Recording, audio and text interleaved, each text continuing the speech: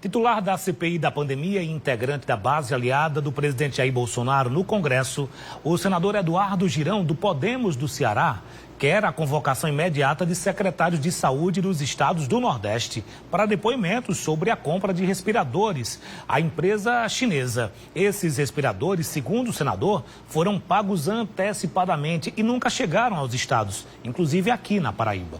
O consórcio Nordeste teria pago pelos equipamentos algo em torno de 50 milhões de reais.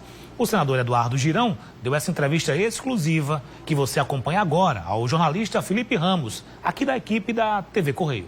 Senador Eduardo Girão, seja bem-vindo ao Correio Debate. É um prazer recebê-lo para a gente conversar um pouco sobre a retomada dos trabalhos da CPI da pandemia. Seja bem-vindo.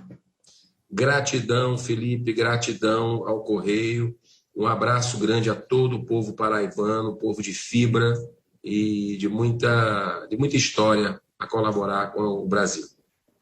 Senador, para começar, eu gostaria que o senhor fizesse uma avaliação dos primeiros dias de trabalho da CPI da pandemia, essa primeira parte de trabalhos. Como é que o senhor avalia? Olha, eu queria te dar uma visão mais otimista do semestre anterior, uma visão onde a gente pudesse ver a luz da razão, com técnica, uma prestação de serviço para o Brasil, né?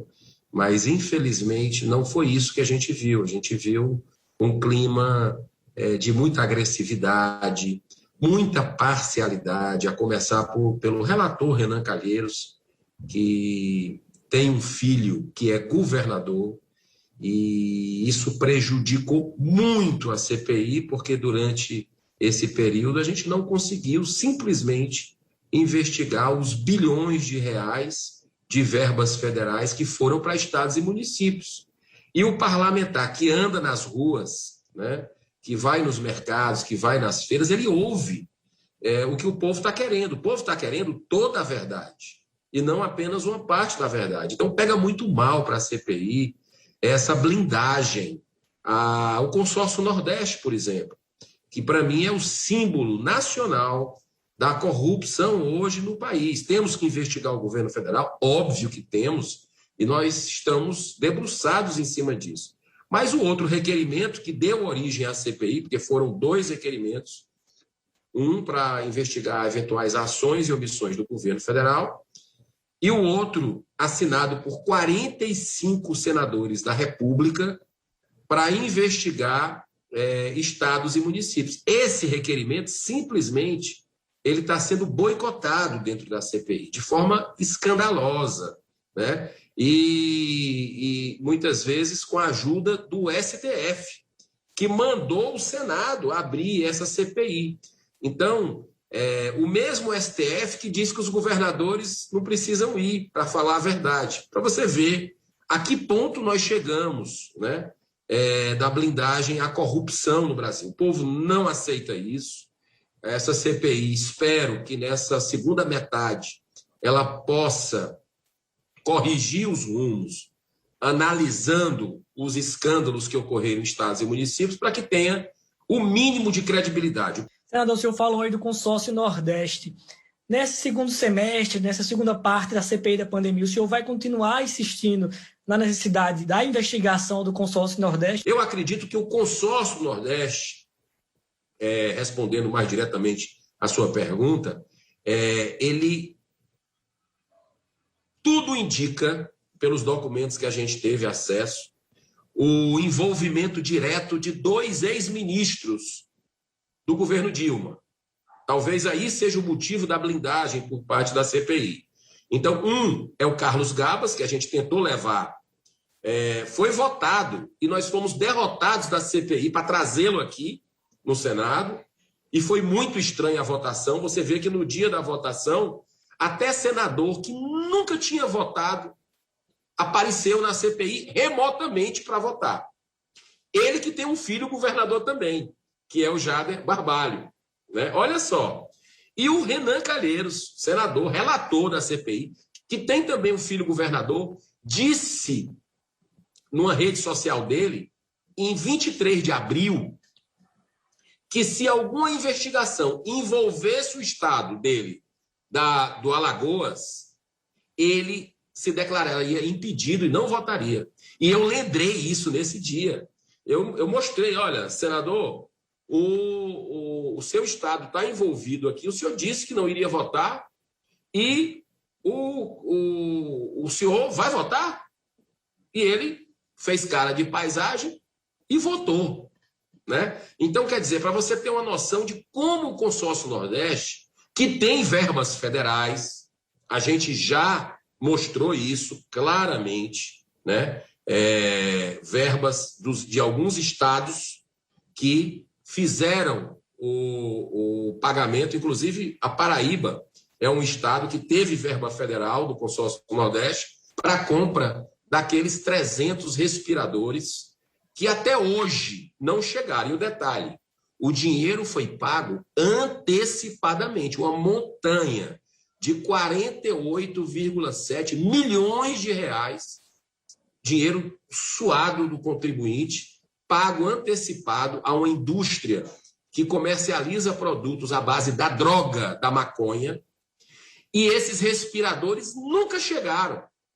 Ou seja, em depoimentos que a gente teve, isso já caiu, Felipe, ex-chefe da Casa Civil da Bahia, muito ligado ao governador da Bahia, que era o presidente do Consórcio Nordeste na época, caiu muitas pessoas. Agora, não querem deixar o diretor executivo vir, o Carlos Gabas. Mas eu queria que a dona da empresa, e é um requerimento meu para ser votado, eles não colocaram nessa semana, de novo, teve esse tempo todo para pensar e não colocaram, que é o da Cristiana Prestes, que é a dona dessa empresa, que supostamente é de fachada mesmo, tá? Que recebeu esse dinheiro e que em depoimento fala dos 2 irmãos de alma, que combinaram, inclusive, superfaturamento do respirador, e que uma parte desses respiradores do povo daí, da Paraíba, do povo nordestino do Ceará, do Alagoano, sabe onde é que ia parar?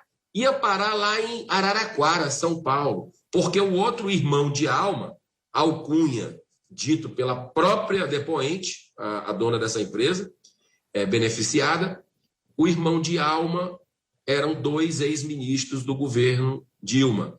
Um é o Carlos Gabas e o outro é o Edinho Silva. Então, olha só, respiradores do povo do Nordeste iam parar em Araraquara para cobrir um outro escândalo que teve lá. Ou seja, é um negócio maluco o que fazem, né, na garantia da impunidade. Então, pode ter certeza que eu vou levantar essa bandeira, vou tentar de tudo para que a gente possa levar os responsáveis para falarem sobre esses assuntos na CPI. Eu acredito que vai ser possível convocar governadores, como, por exemplo, o senhor citou o estado aqui da Paraíba, do Ceará, outros governadores podem ser convocados para a CPI da pandemia ou está fora de cogitação? Olha, o Supremo Tribunal Federal, que mandou o Senado Federal abrir essa CPI, ele mesmo atrapalha o nosso trabalho e diz que os governadores não precisam ir, não precisam dizer a verdade, não precisam sequer ir comparecer à CPI. Para você ver como a situação está acontecendo aqui, né? Da invasão de um poder sobre o outro e deslegitimando o nosso trabalho. Mas nós temos outras estratégias. Já que não querem deixar os governadores vir, querem proteger os governadores, né? A gente traz o secretário de saúde. Tem requerimento meu, secretário de saúde da Paraíba, secretário de saúde de Alagoas, secretário de saúde de Pernambuco, secretário de saúde de Sergipe, porque esse escândalo do Consórcio Nordeste também precisa de esclarecimento dos secretários de saúde. Senador, eu vi uma declaração recente sua que o senhor falava da falta de equilíbrio na CPI. O senhor acha que com essa falta de equilíbrio o senhor vai conseguir votos necessários para fazer essas convocações, como, por exemplo, dos secretários de saúde? Eu acredito numa reversão, porque se tem uma coisa que político ele respeita, é um povo organizado, que sabe se manifestar de forma pacífica, de forma respeitosa, mas com firmeza. Então, eu acredito que com a pressão que está grande nas redes sociais, nas ruas também, né? Eu acho que os nossos colegas da CPI podem refletir melhor sobre esses votos e a gente pode ter surpresas. Então, eu acredito que o secretário de Saúde, tanto da Paraíba como dos outros estados do Nordeste, possam também vir aqui quebrar esse silêncio. É um silêncio ensurdecedor. Tem receio de quê? Vamos falar sobre esse escândalo do consórcio Nordeste, esse calote, que é considerado o calote da maconha, né, pelo povo nordestino, que ceifou vidas. Senador Eduardo Girão, muito obrigado pela sua participação no Correio Debate. Prazer conversá-lo sobre a CPI da pandemia. Quero deixar aqui a porta aberta para sempre receber, para a gente conversar sobre temas tão importantes para o país. Muito obrigado, Felipe. Um abraço a todos vocês que acompanham o trabalho do Correio aí na Record da Paraíba. Parabéns, Felipe. Muito boa entrevista.